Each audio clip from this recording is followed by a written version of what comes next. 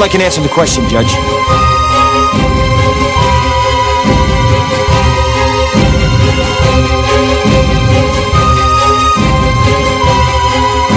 You can't handle the truth!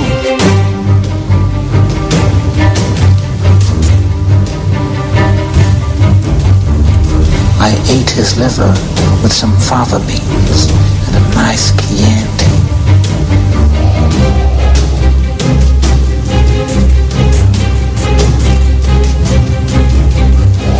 Rubs the lotion on its skin or else it gets the hose again.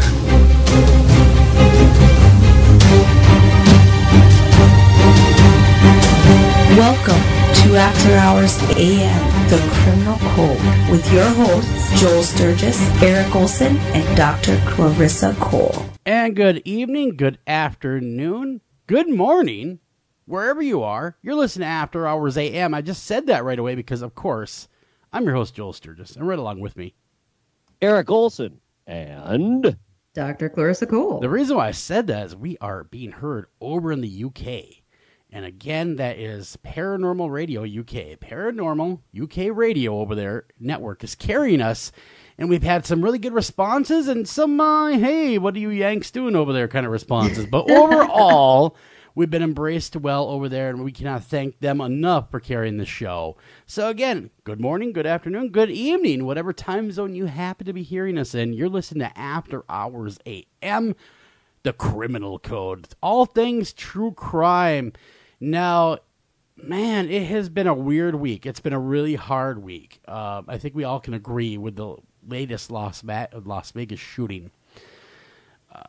I just don't. I've heard so much different information, guys. I've heard he was a domestic terrorist, which I guess technically he would fall under that category. Maybe not.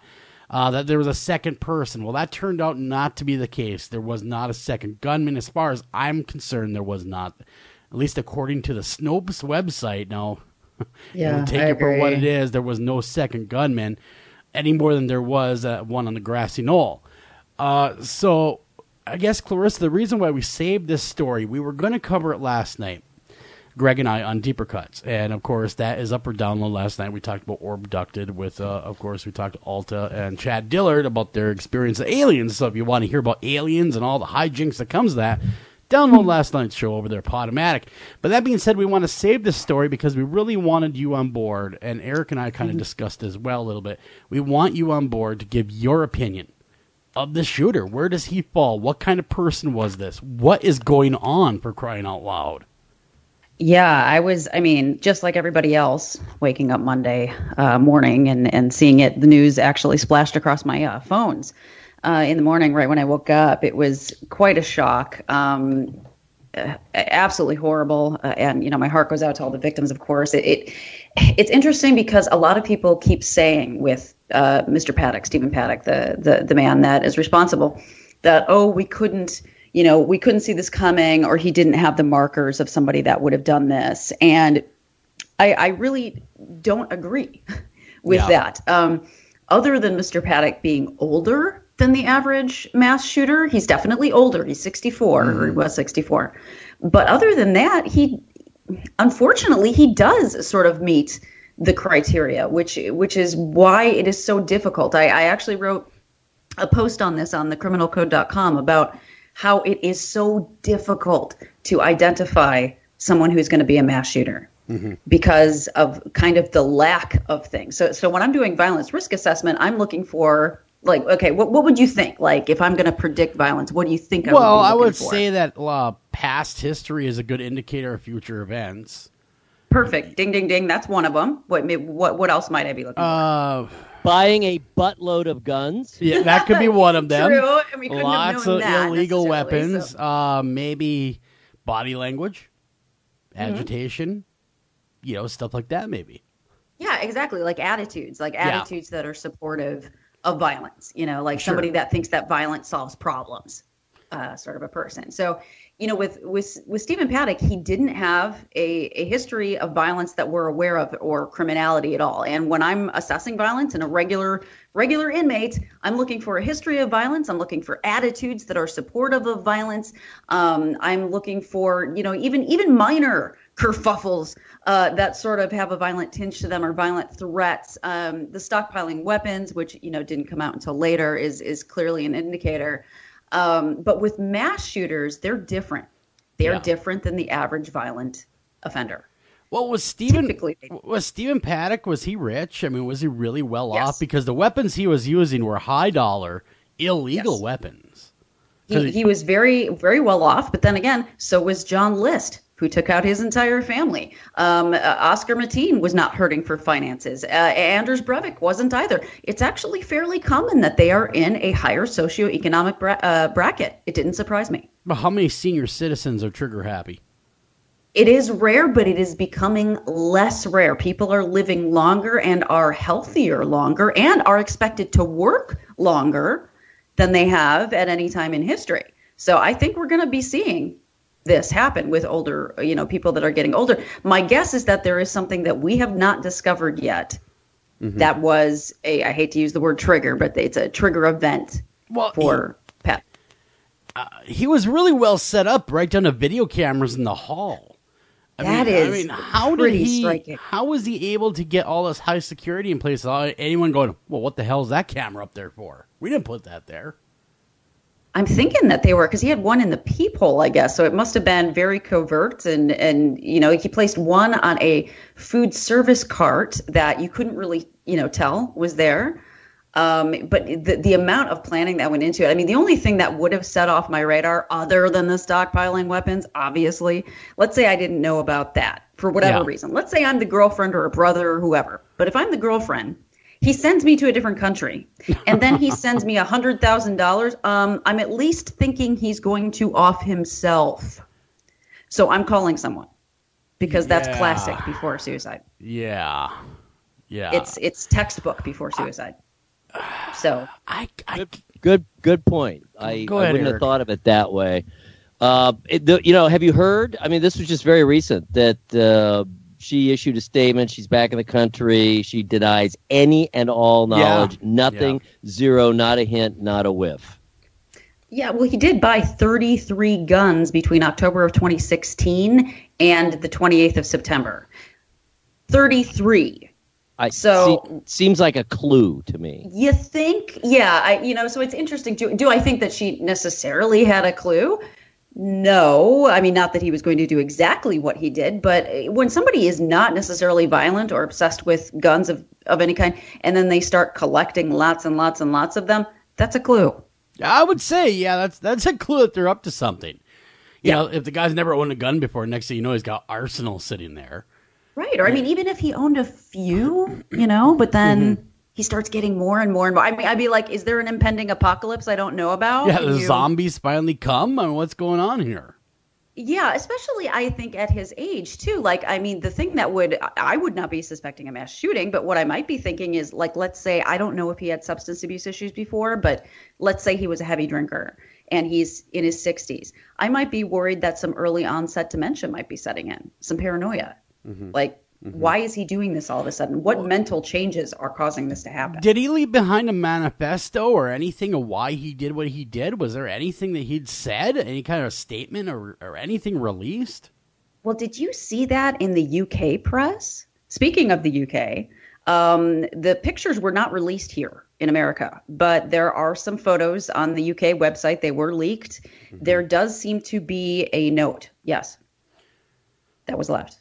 Because there were pictures of inside his hotel room, and he is on the floor. There are bullet casings, shell casings all around him, and there appears to be a note on the nearby table. Why would they not be telling us about that, or even announcing that it exists, even if they weren't going to tell us what it says yet? The FBI, I think they are holding it close to the vest, or maybe they can't really interpret what it means yet. So they don't want to, tip anybody off in case somebody else was in on it. Maybe it does say something incriminating about someone else. It does strike me as a little bit odd that they keep calling the girlfriend a person of interest. Yeah, that was strange to me too, because she's saying, I knew nothing at all. He just shipped me away. And then of course her family's saying the same thing, hey, They shipped him away, and he shipped her away, and no one knew. She had no idea. Did you see the brother? Did you see the interview with the brother of Paddock? Yeah, that was weird too. Yeah, what did you think of that? He was trying too hard, like just saying, I can't even imagine. He's just a normal guy, He was just some old guy who's hanging around and liked to gamble now and then. Well, it sounds like he liked to gamble a lot. Did you hear about, he had the suites or the cabanas for the high rollers only. So, I mean, even if he had a lot of money, I guess he's involved with real estate trades, and I don't know where the money came from originally. I guess he'd done a lot of different things, it sounded like. But who knows what his gambling debts were. I mean, if you're a quote-unquote high roller, it does not take that long to blow hundreds of thousands of dollars. Oh, heck no. No, he's playing high-stakes poker just up until recently, before the shooting. And, of course, the bump stock that he used, I am familiar with those. I have seen those. And really what it does is it allows the gun to slide freely back and forth inside of a housing, where you hold your finger on the trigger and it works. The recoil works the gun back and forth to mimic fully automatic fire. And you're not pulling the trigger over and over again. It's the momentum of the gun that's doing it. It's the momentum of the gun that's doing it. So that would create exactly the kind of gunfire and the hail of bullets that was witnessed by people without being a fully automatic rifle. And by the way, the bump stock is not banned under federal law. Right. Well, and I actually thought it was a trigger crank only because of it almost sounded like the bullets were going in cycles a little bit. Mm-hmm. So at first I thought it was a trigger crank, which is also perfectly legal. Yeah. That does a very similar thing. Creates a semi-automatic weapon, making it perform like a fully automatic weapon. Yeah, which is crazy because, again, they are not illegal under federal law. You could go get one tomorrow if you really wanted to, right off the shelf. Right, and that to me is the absolutely crazy thing. That like a trigger crank, let's say, it's $30. Yeah, that's it, and they ship it right to you. Like this, I do not understand. What are the laws in Vegas about the magazines, the large magazines? I was kind of surprised about that too, of bullets. Yeah, are those legal there? I didn't look it up. I don't think they were. I'm not sure. I'm not sure if Vegas had anything in the books about magazine size. Because they do here in California, it's definitely not. Well, everything not. is pretty much gone in California. My gosh, you kind of have a pellet gun there. No, like a clip that holds, I think it's over 15 bullets is banned. Yeah, exactly. So anything beyond a 9mm. Pretty much. It's pretty bad. But at the same time, you order from one of these out-of-state shippers and they, because I've seen people try it before, and most of the shippers will go, oh no, I can't. Well, there's a handful that still will. Well, yeah, you got the black market. Yeah, it's against the law, but they still do it. It's crazy. Yeah, trying to find out what Las Vegas's laws are on magazine size here. And while we're talking, while you're pondering that, the other question I have, and I haven't, there may have been an announcement about it, but I haven't heard it yet, is how on earth did he get all those guns into those two rooms? And by the way, why was there no suspicion that he had two rooms that weren't next to each other? I think they were adjoining. There was some sort of a door thing going on, but I guess he was there from the 28th on. And so let's just say, because it's a huge hotel, right, with tons and tons of people, and I don't know what their security is like. I'm a little underwhelmed right now, obviously, but like let's say he brought up a golf bag or like a really long duffel, which in the military, other people carry these really long duffels. It wouldn't be hard to put a couple of rifles in a really long duffel. Well, if he does that 10 different times, in and out. Yeah, you'd think if somebody would have saw something. Well, yeah, but he would have thought someone would have said, well, wait a minute, why is this the 10th duffel that big going up to these rooms? I agree with you. Yeah, but then again, I'm surprised. You have a busy hotel, a lot of hustle and bustle. Maybe the same people that saw him coming in weren't the same people that saw him when he came back in. It could be a whole new group of people, didn't think anything of it. So it's a very busy hotel. You got a lot of stuff going on, huge concert venue, huge concert going on. So yeah, it really could, I guess, conceivably fly under the radar, all this. Now, of course, Las Vegas, according to this anyway, follows the federal regulations on magazine size. Oh, so not much. Not of much. Anything. Not much of anything. So it's well, he also had fertilizer in his car. Well, that's because he wanted to build a bomb. Right, exactly. So that was also like when they released that detail, I was actually really surprised because I thought, oh man, there could be more coming. Well, here. if all he had was fertilizer, he didn't know what he was doing to build the bomb. He did have bomb making supplies at his house, I guess. One of his houses. He has a couple. So they did find, like blasting caps and things like that. But why? No one's answered the why. Was there a reason? I wish all these poor people are gunned down, right? And everybody. And quite honestly, no one's really focusing on the people a whole lot. It's all about this guy. And normally that's how it works. But these 59 people died for no good reason. 500 injured. 500 injured. I mean, my God, that's a true assault by one man. One guy. I think this is why a lot of people said, well, there had to have been another shooter. He had to have help. That's a mass amount of casualties. 500 people. Yeah. Which really would make sense if you're a conspiracy theorist kind of person to go, well, there had to have been more than one. But right now, that's all we got is him and his plan to cause as much mayhem and death as he possibly could. Well, and the one thing that the conspiracy theorists keep bringing up, one of the things I just want to kind of maybe debunk right now, is the fact that 2 windows were blown out, which they were. One on one side of the building, one in the front, which he used.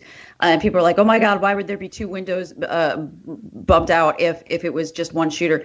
Okay, if you've ever been around a weapon that fires in an automatic style or even one that doesn't, and you've just fired a lot of bullets, there's a lot of fumes going on. There are a lot of fumes, yes. Yeah, you can't be in an enclosed space, a completely enclosed space with just one opening. You can't. He needed a cross draft. And even then, it was the smoke detectors that led police to him. Yeah. And I'm really well versed in firearms. Yeah. And you're absolutely correct. There is a lot of fumes, and there's a lot of waste that happens when you're firing a gun. Heat. A lot of heat, brass. You have all that brass flying everywhere from the spent casings. I mean, there's a lot that goes into it. Now, how many rounds? Did they estimate yet? I haven't seen a number. How many rounds he fired? Oh, I haven't either. And people keep asking, why were there so many guns? Well, the guns are going to get hot, and that way you don't have to reload. Exactly. Yep. But no estimate yet on the number of rounds. But yeah, the amount of people that he took out, I can't. Oh, God. Just because in every mass shooting event, there is a lot of lead up.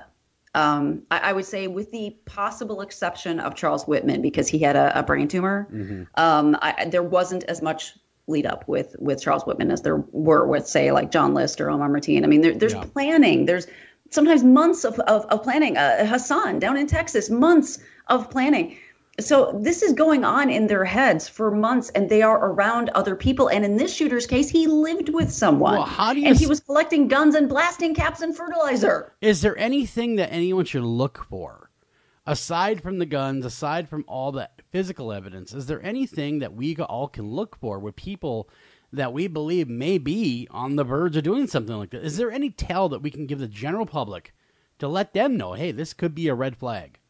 Yes, there is. And like I said, every single one of them gave away things that were of personal significance to them or that you would think needed to live. So in Hassan's case down in Texas, he gave away pretty much all of his possessions from his apartment where he lived. He gave away everything, like, everything, the things that he would need to live and continue life in that apartment, and he wasn't moving. Yeah. And so Hassan, the fact that he's giving everything away. Hassan was the Fort Hood shooter, by the way, just for the audience.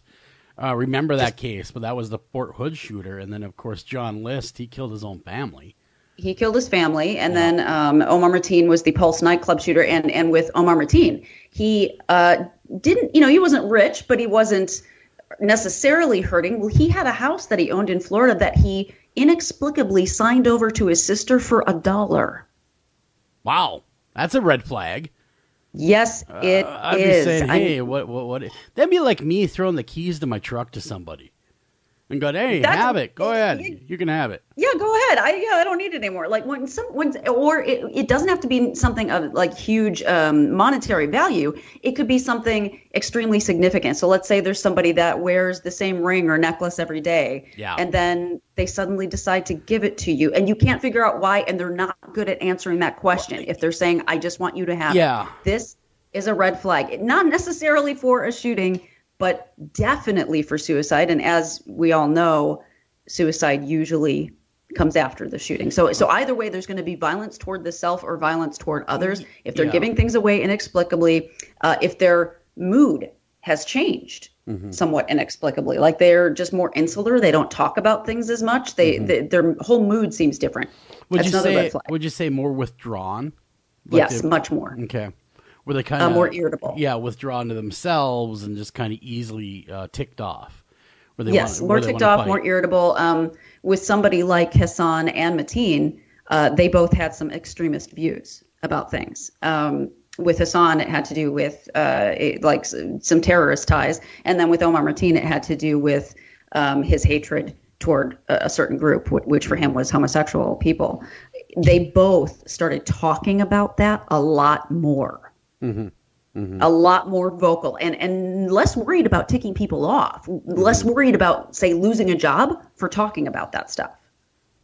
Yeah, that should be important. Yeah, because now they're like, I have nothing left to lose. This is what I'm going to do, and I've already made up my mind. All the things are in the motion. That being said, though, Clarissa, all these horrible things, what can we do to stop them? I mean, rationally, what can we do to stop them? Oh gosh. I mean, part of it is being awake as a society and being awake to what is around you. And if you know someone, because they do all know somebody, they're always like, oh, he was reclusive. They know people, Paddock was reclusive. He had neighbors. He lived with somebody. And it is, in my mind, sort of incumbent upon those people to talk. I'm going to ask you a potentially hard question that may get us all in trouble, but I'm going to ask it anyway. Do you believe that assault rifles have any place in modern society? No, I don't. Because here again, it's not the guy with the lever action Marlin that uses for hunting deer. This is a guy that was using weapons of mass destruction in this case. Yes. And he would actually be arrested for, in certain states, you have one of those rifles in the trunk of your car, you get arrested for a weapon of mass destruction. And is there any place for it? In my mind, I mean, and that's the thing. I'm not. People are like, oh, I know people are going to say that, one, I'm a Democrat that just wants everybody's guns taken away. That is not the case. I do not think assault rifles have a place. I've heard two arguments today. I have good friends that are against guns. I have good friends that are for guns. On one hand, the people are against guns, or at least moderately against them, saying, hey, keep your deer rifle, we get it, but the assault rifles have no place in this. Why do you need an assault rifle? Yeah. The pro-gunners are going, who are you to tell me what I can and cannot own? Well, gee, America tells, and people are going to hate me for saying this, America gives you a lot of rules that you don't even think about every day. Things that you can take on public transportation, things that you can't, things that you can walk into movie theaters with, things that you can't, the amount of drugs that you can have at any given time, even if it's a controlled drug, you can only have 30 at a time. We tell people all the time what the FDA, what you can put in food, what additives you can, what additives you can't. Yeah, but we're not. You can't walk down the street with a lion. But the argument that was made today was those are all regulations. Now we're talking about a right. Yeah, the right in the Second Amendment is to protect yourself. You don't need an assault rifle for that. And it doesn't tell you what kind of guns. It does not. And it wasn't invented back then. Well, just because it wasn't invented doesn't mean it doesn't. This is devil's advocate here for a minute. Doesn't mean that we can't own them. It does not restrict us in our Constitution. In fact, it says right to keep and bear arms. So here's the issue. Yeah. I can break it down for us all. The bottom line is, and this is where the government gets its power from in this regard and many other regards. The bottom line is, it's really very simple. Is there a societal need to prevent ownership and usage of whatever it may be, on the one hand, and on the other hand, is there either an inherent right or some even greater societal benefit from people owning and using whatever that is? And so there's the question. So I agree with Clarissa utterly. I am even less involved, or I'm much, I should say, less involved with guns. My relationship with guns is essentially non-existent. I would never pretend otherwise. I don't pretend to know guns. I don't pretend to understand even the pro-gun mentality. But I can say absolutely, with no doubt in my personal mind, that there is no societal benefit private citizens having assault weapons, semi-automatic, that can easily, we're learning, for $30 or less, be turned into automatic weapons. The danger is just too great. You're not going to use it on animals. You're not going to use it for any benefit I can think of other than perhaps the zombie apocalypse. And I don't think we should be legislating in advance for that. I cannot think of a single benefit. And if anyone who says any of our rights are absolute, they're just wrong. There are no absolute rights. Yes, thank you. My God. I'm so glad that you said that, Eric. I just I think about things that have come about through the evolution of time. And this is one of these things, the thing that pops into my head is cloning, that technology. Sure. Where we now have the technology to clone things, animals, and technically people. And think of how many countries have banned that on the morality of that alone. So there is no right that is absolute, especially when there are huge moral implications. And I think there are here too. But one thing that was said, and I do have to agree with this, it's not the gun, it's the shooter. That is the person. It's a tool. Yeah, I mean, it's a tool, no more than a hammer. We don't allow all tools. No, but I do understand that. I just want to let the people know that our pro-gun, I get it where you're coming from. I get it. And I am pro-gun. Full disclosure, so I own deer rifles. I grew up in a hunting culture. And I have never, though, owned an assault rifle. And nor do I need one. But that's my choice. It doesn't necessarily mean it's your choice. But that's just my choice. Full disclosure, yes, I'm definitely pro-gun. I am a member of the NRA. I do believe that there is a place for responsible gun ownership. Again, I cannot stress, and this is another gun owner talking to you, I cannot stress responsible gun ownership. Yes, for sure. I mean, I am too, and have been for a long time. And you know what? I'm just going to, this does not reflect on Joel or Eric, but I'm going to put this out there. If you are going hunting with an assault rifle, you're an idiot. Yeah, I'm sorry. I need to say that. They're not very. A lot of guys use SKSs for deer rifles because they're akin to a 30-30 rifle, and that's assault rifle. But but some use actual sort of assault rifles. I mean, what is the deer armed? What I'm gonna say is they don't put the 30 clip magazine in. They might have a 10-round magazine stock in an SKS rifle, okay, and that's adequate for deer hunting. I get it. I totally get it. I'm right there. It's a slippery slope. Once we start taking away one thing, what's to stop us from taking away the next? And then we have tyranny. I mean, that is the argument given out there. It is just that step. We will have to figure this out rationally as a society, in my opinion. And I gotta say, I after this is the most horrific thing I've ever seen in my life. I mean, almost the worst thing ever was 9/11. This is about the second worst I've witnessed ever in my life on television. Oh my Lord. And then I have to explain to your children why this guy is in a hotel mowing people down. It's a hard thing to explain to them. At a concert, for goodness sake, with kids and exactly. families. I mean, how do you tell the upcoming generation the rationale behind this? So, we'll be right back. We have to run to break. And again, guys, responsible gun ownership is where it's at. And, we love each and every one of you, and we want you guys all to be safe, just like we all want to be safe. We go run the break. We come back. We got more of your headlines. We'll be kind of diving into those headlines. You all love the true crime variety. Don't go anywhere. Be right back right after this.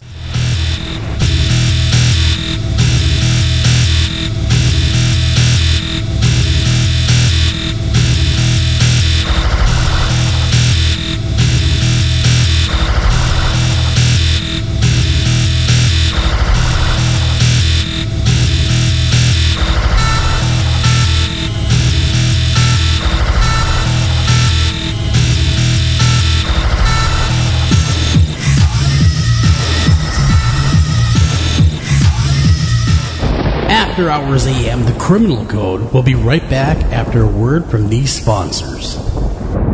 Green light. Hey girl, school zone. I'm getting hungry. Car changing lanes. You want to meet me for pizza? Stop sign. Intersection clear. Yeah, street. Pizza sounds good. Ballin Street? Girlin Street! It's hard to concentrate on two things at once, like texting and driving. Stop the text, stop the wrecks. How will you stop texting and driving? Tell us at stoptextstopwrecks.org. Brought to you by the National Highway Traffic Safety Administration and the Ad Council. This is Jen McGowan, founder of Wayward Souls Promotions, a company dedicated to helping individuals, teams, radio shows, and others that are seeking exposure for their individual events, conventions, and shows. We offer a wide variety of advertising, such as web-based article, social media posts, podcast advertisement, and so on. Contact us at paranormalpromotion@gmail.com. Visit us on Facebook at Wayward Souls Promotions, and visit our website at www.waywardsoulspromotions.com. Welcome back to After Hours AM, the Criminal Code.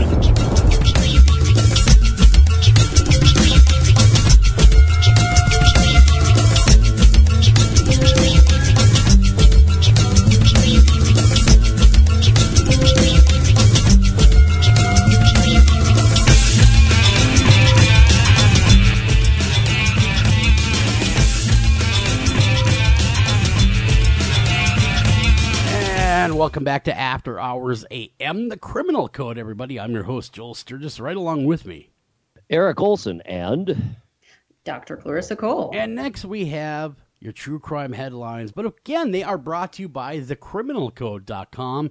That is your one-stop shop, if you will, for everything criminal. You can stop there, read about true crime, serial killers, get the doctor's notes. Really, you're going to be there for hours, to be honest with you. If you have any interest at all in the subject of true crime, or heck, even just Clarissa Cole over there, you're going to want to stop in at thecriminalcode.com. Thank you. Yeah. Thank you. Where are we going? You know what? Oh, go ahead. That's what this person should have done on Wednesday night when they got bored. So let me just throw this out there. If you're living in, say, a middle state, and actually you guys are Ohio, this is the state. Yeah. Oh, wow. Yeah. So if you're there on a Wednesday night, things are a little slow. What are you gonna do? Like, what's your go-to, Eric? Well, I rarely assemble a stockpile of weapons and attack people with them. Okay, no, that's good. That's awesome. I haven't done that. I'm very happy to hear that. But there are some people in, I don't know if you know where this is, Lemon Township. I don't know who that is. It's right next to Orange, and it's down the street from Grapefruit. Yeah. It's Butler County, Ohio, Lemon Township. There's a woman named Thelma Williams who I think things were a little slow on a Wednesday night. So she made a post to social media telling people that she had been kidnapped. So she decides to mock up her own kidnapping on social media. Oh, help me, help me, help me. Oh, this could only go wrong. Yeah, she ties herself up, rips off her clothes, puts a gag in her mouth, her own underwear, if I'm not mistaken. And, yeah, you can see the pictures. And she had fun doing it. She said a masked man, possibly named Tony, had entered her house and tied her up. Wow. You know he was possibly named Tony. How would you know this? He looked like a Tony. He was wearing a name tag for a minute, took it off, Big Tony. Shirt on. Yeah. So what happened? People responded to this and sent cops over? I mean, she has Facebook, because, I mean, that's what you do, right? Like when you're a kidnapper, you take pictures and then post them to Facebook. Oh, that's always the smartest thing to do. Yeah, of course. So these pictures of her with her, she looks like she's been crying. She has underwear in her mouth and her clothes are ripped, are posted on Facebook with like really sort of kind of disturbing captions on them. Wow. Well, it's funny like because the underwear in the mouth. That's a good touch right there. It sounds like a fantasy. It does. It sounds like a fetish. It sounds like a fetish to me. If only it were that simple, I might be okay with that. No, she was posting like look what's going to happen to your little Thelma. Wow. I would have said, ruh-roh, Raggy.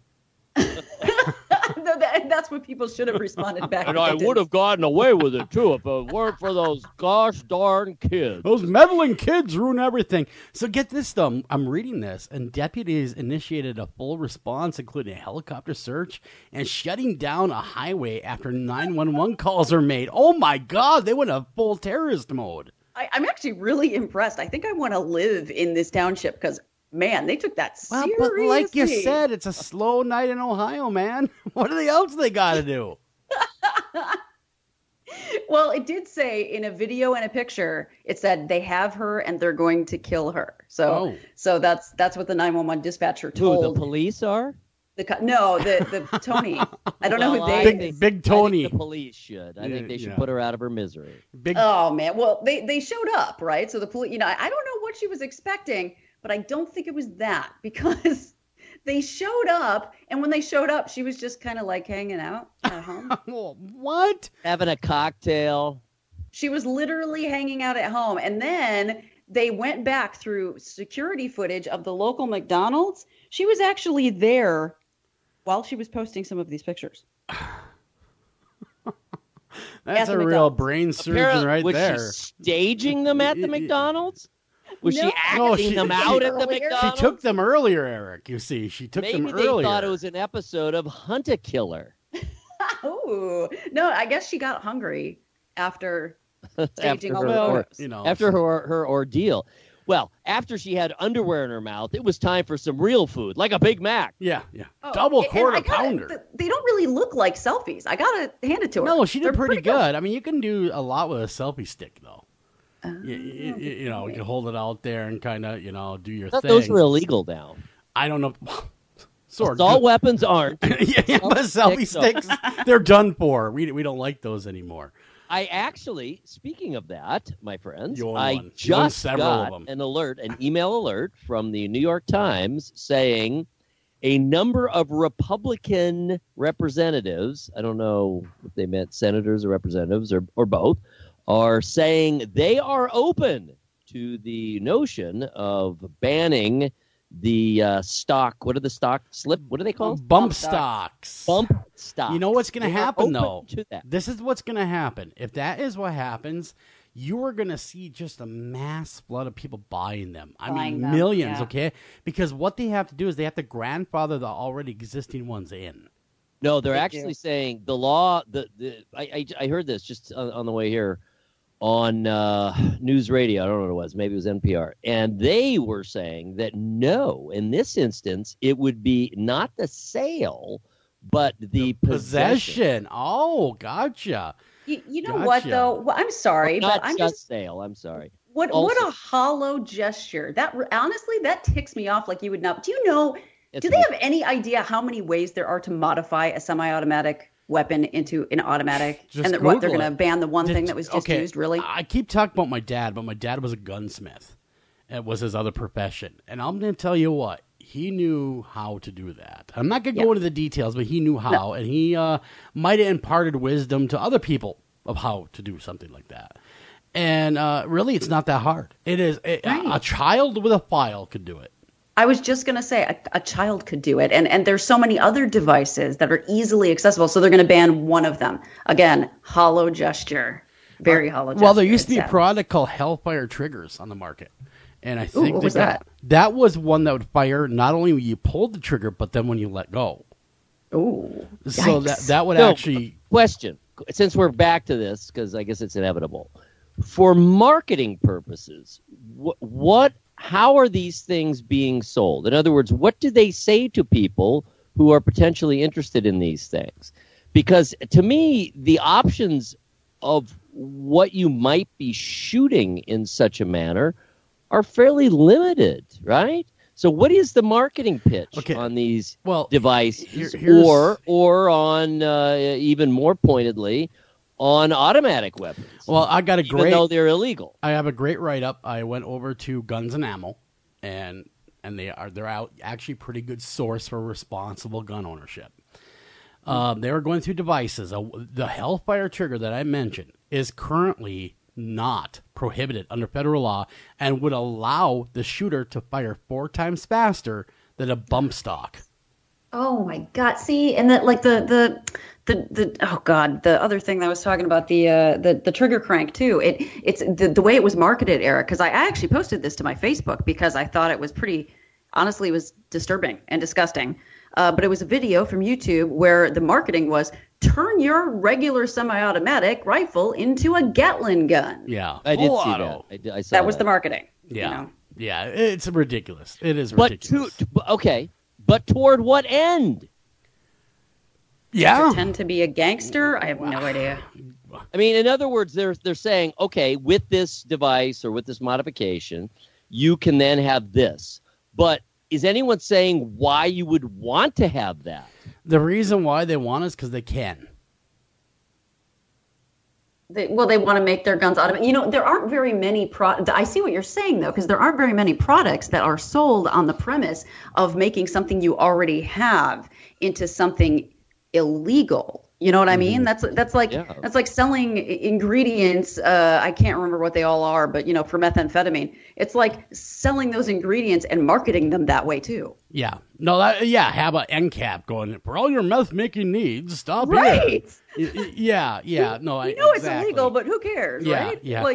Yeah. In fact, if you want to go buy cold medicine, good luck buying more than 3 boxes at one time. Good luck. Exactly. It's like marketing Sudafed that way. It's not for your stuffy nose anymore. It's for making meth.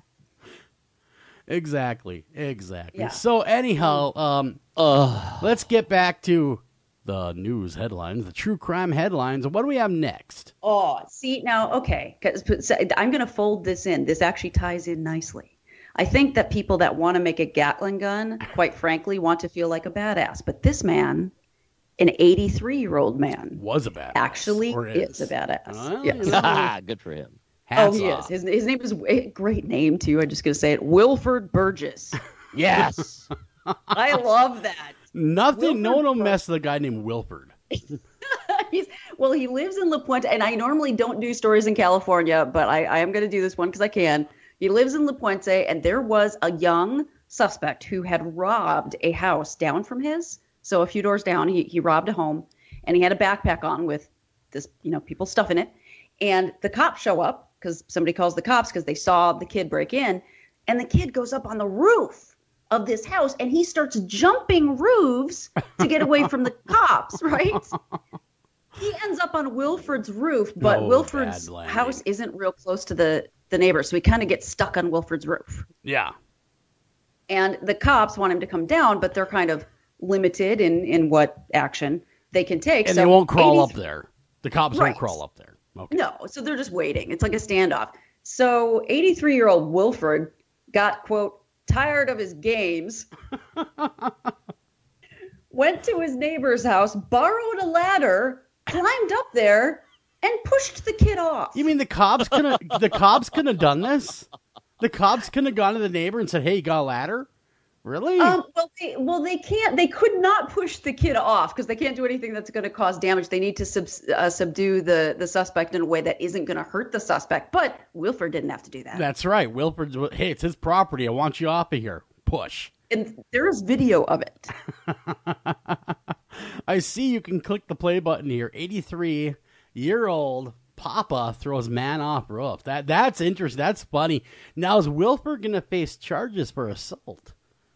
I was wondering that myself because I thought, I certainly think that the kid would have a case for pressing charges. But the Los Angeles County Sheriff's Department said that they were pretty much fine with it. The police captain, Tim Murakami, thanked Burgess for his help. Well, there you go. The guy is free and clear unless he gets a really good contingency lawyer. It says he broke his arm on the way down. Now you owe him money.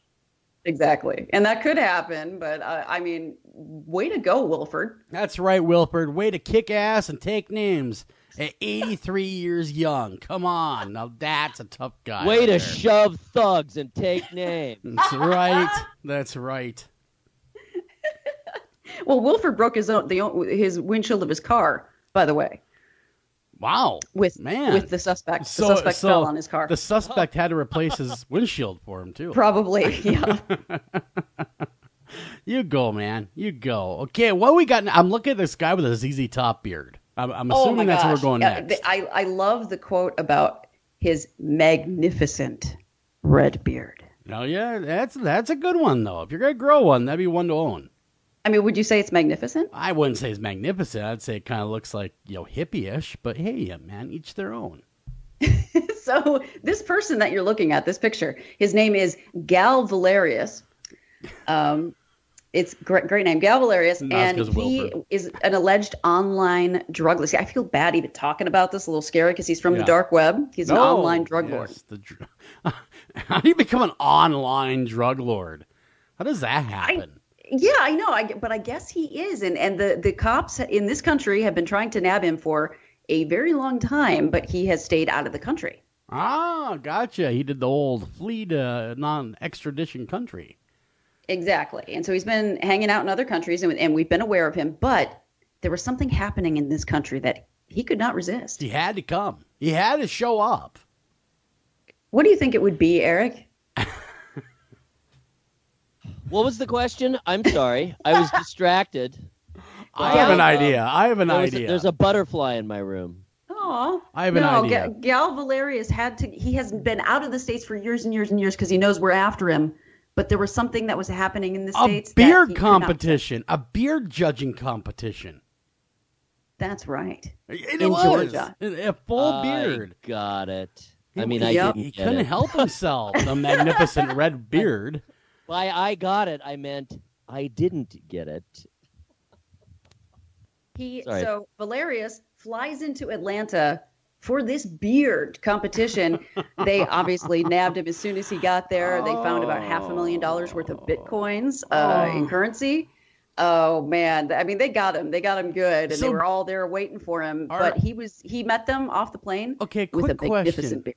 Quick question: is a Bitcoin, is that a physical thing? I thought that was only an online mythical currency. It is only online. It is virtual. Only online. Okay. Yep. Okay. Gotcha. But they nabbed him, so they were able to search through all of his stuff, and so he got nabbed. So he didn't really get to show anyone his magnificent beard. Well, people in prison are gonna love the beard. They're gonna be like, that is one hell of a beard right there. Let me tell you, it is magnificent. I love that beard. Now come here.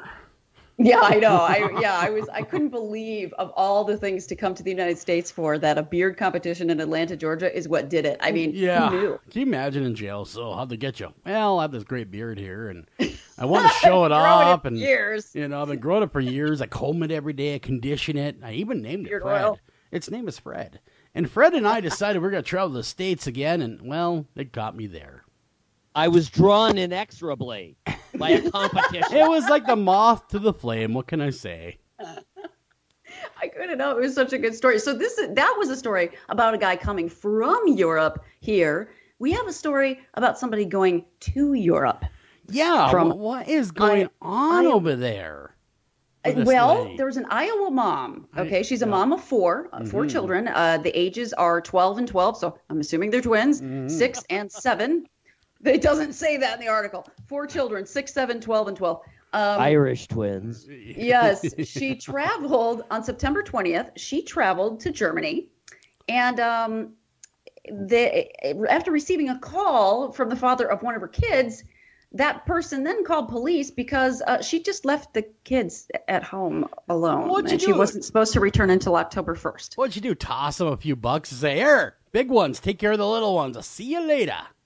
I don't even know if she gave them money. I have no idea. Wow. 2 12-year-olds were in charge. How old is this lady? It says she's 30 years old, way old enough to know better. Yep. And so does it say why she went to Europe, or was it just on vacation? On a whim? It was on a vacation, but all of her babysitter options fell through. So I'm still going. Damn you, children. I'm still going. Yeah, and that's exactly right. She didn't cancel the trip. She just decided, the 12-year-olds are old enough. And how long was she going to be gone for if everything would have went as planned? The 20th through the 1st, so that's a couple of weeks, right? Yeah, that's a long time. It's not like leaving them one night here. You're talking about like going for a couple of weeks, and again leaving the country. I mean, do they cook? How does this?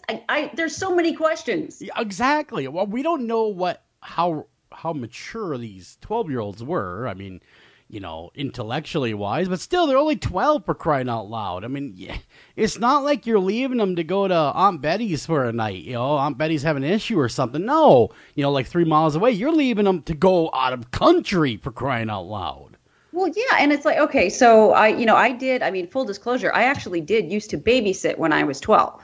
Well, sure, I could see that. You're a smart cookie. Look at you. You're all sophisticated and smart and stuff. I was a pretty responsible 12-year-old, but that being said, it's not like it was just for a few hours at a time. Yeah. You know what I mean? It wasn't like they left forever. They would go see a movie and come back. I think the only way I would leave, like, overnight with my kids or someone, if the babysitter was 17 or 18, I mean, very honest and mature, and someone that was a young adult, then I'd feel more comfortable. And I wouldn't go very far. I think maybe a couple hours away would be the max.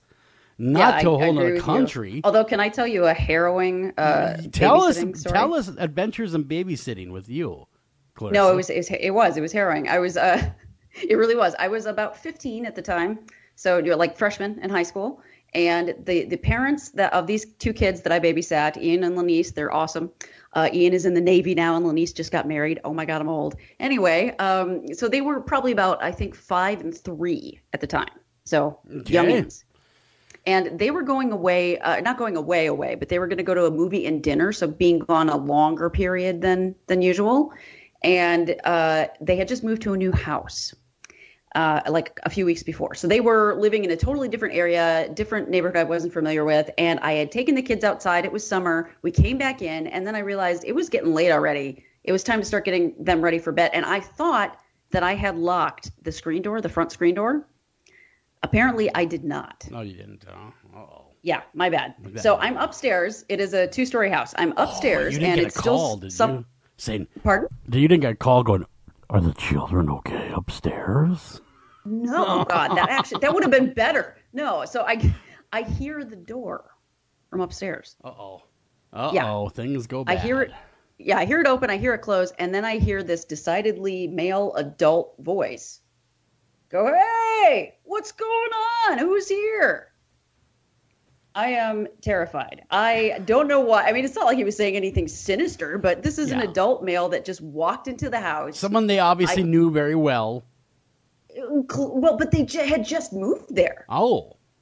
Like literally stuff was still in boxes. Oh, so maybe it was someone he thought was still living there that moved. Right, so I have like no idea who the heck is this person that just walks in. Who just walks in without knocking? Listen to you. I have friends that do that, that will just walk into my house without knocking. Oh my God, are you raised in a barn? Well, these people were, and they happen to be good friends, but still, they don't knock. I still knock everywhere I go, but these people just do not.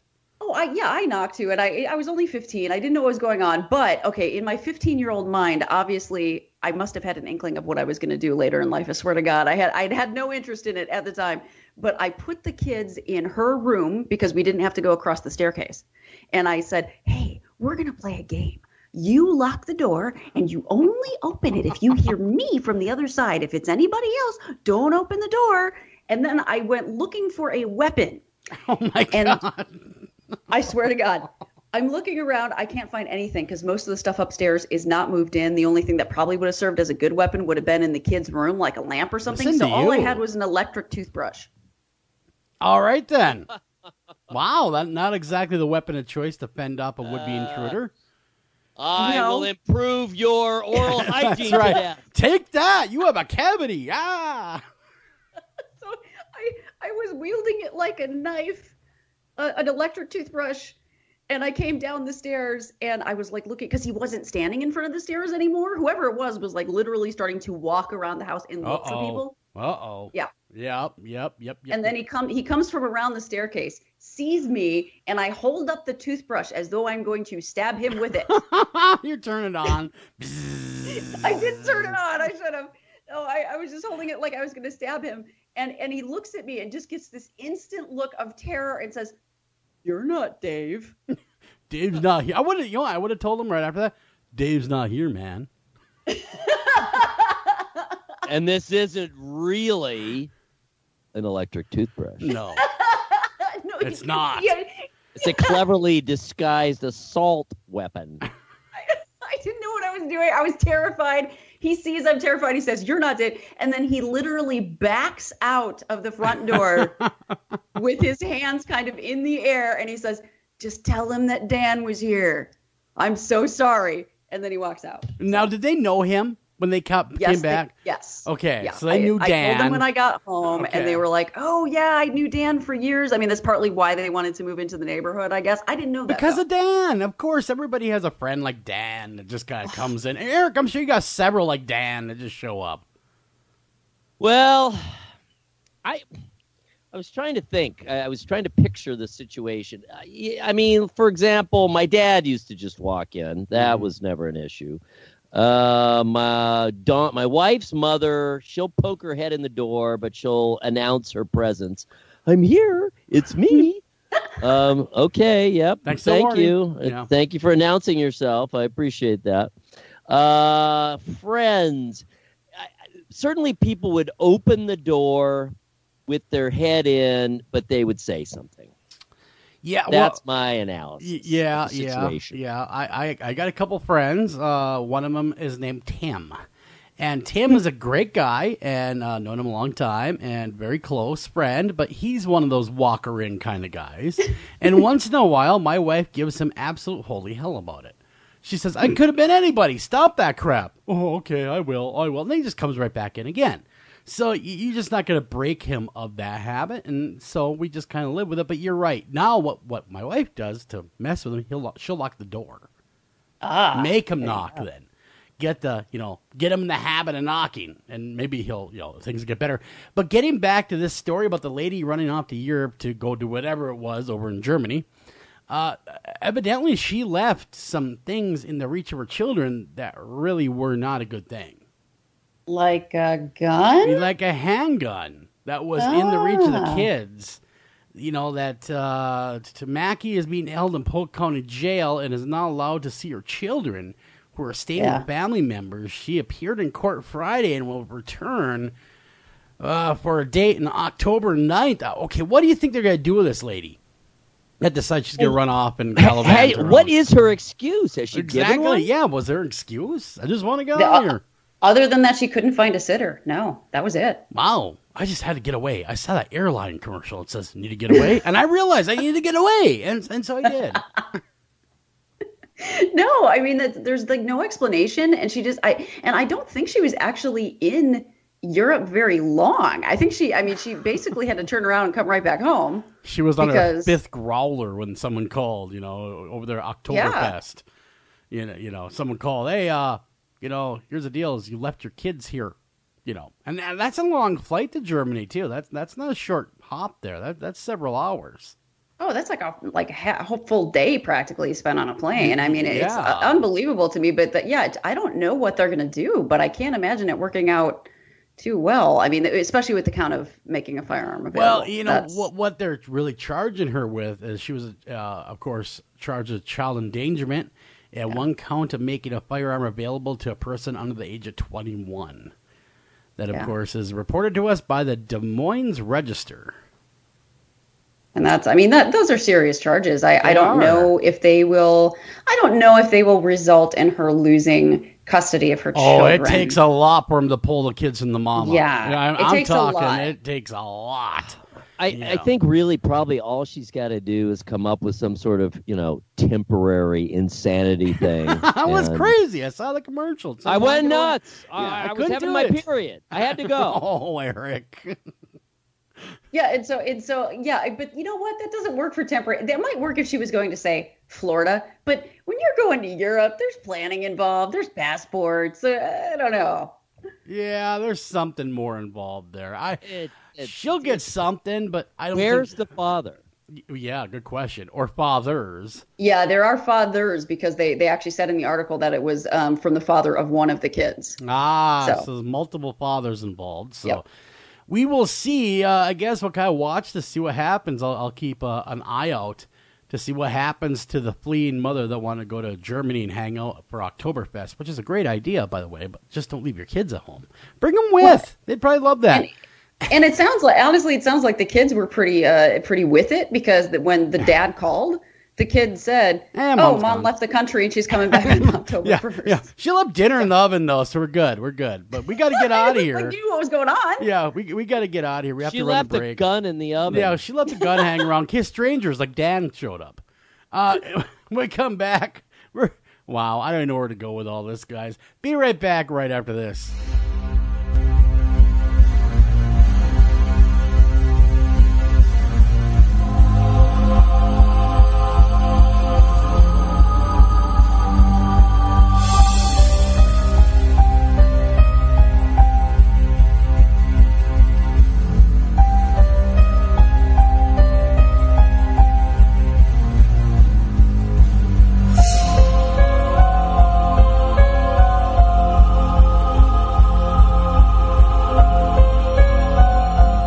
After Hours AM, the Criminal Code, will be right back after a word from these sponsors. Ranger Station, Ranger speaking. Yeah, hi. I'd like to report a bear sighting. Location. My backyard. Oh, your backyard. Try telling a bear that. I did, and this bear talked back. Talking bear, that's rich. No, wait, it was Smokey Bear. Smokey? Why didn't you say so? I did say so. Continue. I was burning yard waste. No, boy. He told me to burn legally and responsibly, and to remember that if it's too hot to touch, it's too hot to leave. And as always, he's right. You know, 9 out of 10 wildfires are caused by humans. That means 9 out of 10 wildfires can be prevented. Yeah, I know that now. Thanks to me. Actually, thanks to Smokey. As usual, the talking bear gets all the credit. Get your Smokey on. Always burn responsibly and contact your local fire department for open burning regulations. Because 9 out of 10 wildfires can be prevented. Brought to you by Smokey Bear, the U.S. Forest Service, your state forester, and the Ad Council. Learn more at smokeybear.com. Only you can prevent wildfires. Hi, Tom Bodette. If you can hear me, then you have an internet connection, which means you can do cool things online, like listen to streaming radio, obviously, or watch a video of a monkey washing a cat. Let your freak flag fly. Or you can book a room at a great price at Motel6.com. Isn't the internet wonderful? Everything you want right at your fingertips, and whoa, did not need to see that. I'm Tom Bodette for Motel 6, and we'll leave the light on for you. This is Jen McGowan, founder of Wayward Souls Promotions, a company dedicated to helping individuals, teams, radio shows, and others that are seeking exposure for their individual events, conventions, and shows. We offer a wide variety of advertising, such as web-based article, social media posts, podcast advertisement, and so on. Contact us at paranormalpromotion@gmail.com, visit us on Facebook at Wayward Souls Promotions, and visit our website at www.waywardsoulspromotions.com. Excuse me. Thousands of cancer patients can't afford a place to stay when the best treatment is far from home. A room shouldn't be the difference between life and death. Let's make sure that everyone who needs a room gets one. Let's make some noise. Let's help the American Cancer Society finish the fight. Text ROOM to 41518 to donate $10. Only in the forest can you see this. But nothing beats the moment you see that. Cool! That's your child's eyes opening up to a world of possibilities. There are some moments only the forest can inspire. Find yours at discovertheforest.org. Learn about forests near you and discover cool things to do when you go. And you might just see this. Visit discovertheforest.org. Brought to you by the U.S. Forest Service and the Ad Council. Welcome back to After Hours AM, the Criminal Code.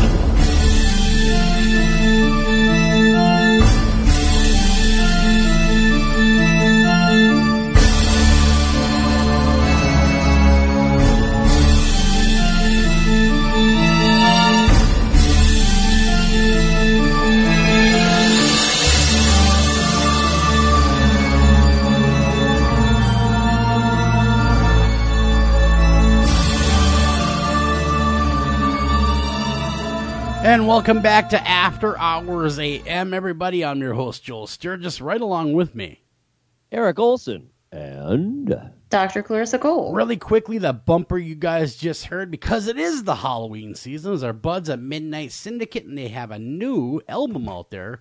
So check it out, midnightsyndicate.com, for all you horror movie music junkies out there. That being said, Eric, we got a great show on tap for everybody. Why don't you fill us on in who we're talking with and about? I am madly scrambling backwards to eliminate her name everywhere that it appears. But here we go. C.W.S. is a true crime blogger for the murder mystery subscription service Hunt-A-Killer and host of their podcast Behind True Crime, where she interviews professionals working in the genre. When she was a kid, she would spend every Friday night studying America's Most Wanted, dreaming of becoming an FBI detective. She is frighteningly knowledgeable about a wide range of cases and has her finger on the pulse of the overall phenomenon of the public's interest in serial killers. What possessed her and those at Hunt-A-Killer to think that people would be so interested that they'd literally want a box with threatening, terrifying content sent to their home each and every month? In fact, they'd pay for it. What kind of people sign up? Why? This gets to the heart of two matters: the mystique of serial killers and the psychology behind a populace that is fascinated with them. Who is C.W.S? Besides the true crime madness, she writes country music and rambles around the United States, building campfires and hoping for the best. Kind of like Smokey the Bear. She's a graduate of the University of Georgia's MFA program in poetry and has written and self-published 2 chapbooks, a travel memoir, 2 folk country albums, and was recently nominated for a Pushcart Prize. Her work has been published in Transom, Matter, Wu Wei, Fashion Mag, The James Franco Review, Miracle Monocle, and Ghost Town.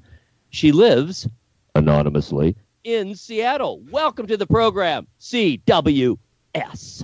Hey, thank you so much, you guys, for having me. I'm really excited. Yeah, C.W.S. Very, very interesting. Can I just call you C.W. for the purposes of being that unwieldy? Is perfect. All right, C.W. I think C.W. is fine. All and right, I will perfect. make one amendment. It was the University of Virginia, so I got to give a shout out to my Charlottesville people. Oh. All right. Thank you for doing that. Awesome. Of course. Awesome. Well, yeah, CW. I mean, we're happy on the show and really interesting, whole, Hunt-A-Killer thing is really taking off. And when it first came on the horizon where people, were actually paying money to get creepy things in their mailbox, I thought that'll never happen. That'll never take off. And here we are, and it really has taken off. Yeah, it really has. What is it about? I mean, how did this happen? How did it happen? I know. Well, we have 2 main writers, and their names are Derek and Adam, and I believe, actually, they also met in a poetry program, which is really funny. So we've just got a bunch of poets, which, yes, we still exist in the world out here. Dark-hearted poets. I know. We're all dark. I think a lot of poets have at least an interest in the darker aspects of our world, for sure. So they are the masterminds behind this story. And I joined up in about a year ago in October, right when they were launching. And I've worked a little bit on the story, but mostly I am sort of the true crime part of Hunt-A-Killer. We have these supplemental things that aren't necessarily part of the fictional game, but we like to provide other kinds of content too for our subscribers. So it's just kind of like this inundating thing where we just have nonstop stuff coming at our members and people who aren't our members too. So yeah, I think it started, this true crime craze is something that I'm sure you guys are very aware of, and it's really just soared in popularity. And so our writers wanted to make something that was sort of in that vein, but not actual true cases, because that would be pretty weird. CW, I think, turning a game out of real cases. Well, exactly. So yeah, go ahead. CW, why do you think that the true crime stuff has struck a chord of the populace? I mean, 10 years ago, it was nothing like this. What happened? What flipped in people's minds to make it such a juggernaut of pop culture? It's such an important question, and it's a question that I've tried to come at from so many different angles and figure out. And I think if somebody can come up with the actual answer to that question, they will have created a miracle, because everybody comes at it from different places, and actually it is primarily women that are interested in true crime. It's primarily women that are interested in our subscription. We have lots of moms, we have lots of teachers and people that you wouldn't necessarily think, oh, they're hiding this secret obsession with murder and murder mysteries, but that's where we are. And I always say that I think it's because women, more so than men, are the ones that have to be aware of these crimes, because on a daily basis, it might happen to us. And I mean, it can happen to men too, of course, but generally speaking, the victims of serial killers and these types of violent crime are women. And so we just have this, have this need. Yeah, actually. I was going to say, when I was a kid, I watched a million Bruce Lee movies. It never made me great at karate. How would they believe that watching all this true crime would make them more aware of crime? Oh, it totally does. It totally does, though. That's the thing. It does. Because it just seems to me, being a guy now, I can't help it, I'm a guy. It would seem that these lonely women type are, and that's what they categorize a lot of true crime, gear it towards, obviously, is the people that are they're looking for that different thing that maybe TV just isn't good enough for them, or because obviously it's a huge TV thing now, because otherwise we wouldn't have 2 channels dedicated solely to true crime. But really, what I think it is it's living, it's fear from afar is what it is, in my opinion. You know what? And a lot of people think that. I'm just gonna rain on your parade right now. Yeah, urinate right all over it, aren't you?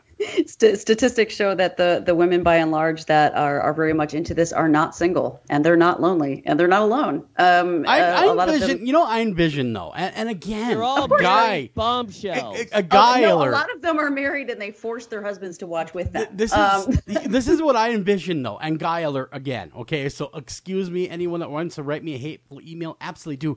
I envision a cat lady sitting there watching TV whenever I think of true crime. But since we started the show now, I've changed my mind on that. It's every walk of life that is interested in this. And primarily, though, you're right, women. But there are men, of course. But like you said, primarily very intelligent women are interested. Definitely. In it. Yeah, and I think My Favorite Murder really helped, too. I mean, I know that they kind of what I think that they did is they brought true crime out of the shadows and said, hey, we like this. We're hip, cool, rad, smart women. We really are interested in this. And we're going to also talk about it in a way that is humorous. So it's taking that fear that we have. Like you said, I mean, fear from afar, I think, isn't that far off because it's almost like this controlled way that we get to experience the scariest parts of life, right? Mm-hmm. Yeah. And it's vicarious. Yeah, it's vicarious. You don't have to experience it yourself, or you hope you never do. And I think that the fascination with true crime in a lot of ways has done a lot of good, because before, back in the old days, where you just heard about the most, incredible, far-fetched ones where it is a stranger abducting a stranger, which, by the way, is quite rare. Now, a lot of these true crime shows, because they're running out of other content, they have to focus on the quote unquote everyday violence that happens against women in their homes. Well, it's making us more aware of what's actually dangerous. Is it the lone shooter in the tower? Is it the serial killer that's a stranger that abducts you? No, of course not. But it might be your ex-boyfriend. I get it. I get all that. But why do we focus on Russian cannibal couples then? I mean, that eat 30 people. Is that a true story, CW? That's a true story. Is that Absolutely. true? That just happened last week. Fill me in. Fill me happened. in on this, because I was kind of looking around and I wanted to say Snopes debunked it, but then they turned around and said, no, it was real. Is it real? Did this really happen? Did Russian cannibals truly eat 30 people? I don't know if they ate the entirety of 30 people, but they did. Did they nibble on them? Was it a light snack? They at least nibbled on them. Well, yes, and let's back up because they haven't been convicted yet, of course. But the girlfriend or wife, I can't remember if they're married, but he originally was questioned, and then she's the one that ended up admitting that they had killed at least 30 people. So yeah, unless she's being extremely hyperbolic or something, that's what she said she did, and that's what there is some evidence. They found a lot of different evidence in the house, photos. They even had a photo of somebody serving somebody's head, or like the woman serving a victim's head, and it was labeled Christmas dinner. So it's some pretty damning and alarming stuff. And yeah, it happened. And they also found a body on the military base where they lived in the freezer. And so then they were able to realize that the body they had found previously a few weeks before was likely a victim of these people. You know, CW, you sound like a normal, rational, loving human being. Why would you want to write about this? I mean, like you said in my bio, I don't know. Both of my parents are true crime people. They're horror movie people. My mother exclusively watched horror movies when I was in the womb, so maybe that's it. Maybe it's some deep womb psychology. That's what L. Ron Hubbard would say, the leader of Scientology, who I just did an interview with Tony Ortega, who's this amazing anti-Scientology journalist, and he talked about L. Ron's philosophy of what happens to you in the womb. So maybe that's it. Oh, I have so many theories on that. Oh, yes. I'm the most hated target of Scientologists. So nice. We have walked down that. Oh, yes, we have, with some threats in tow.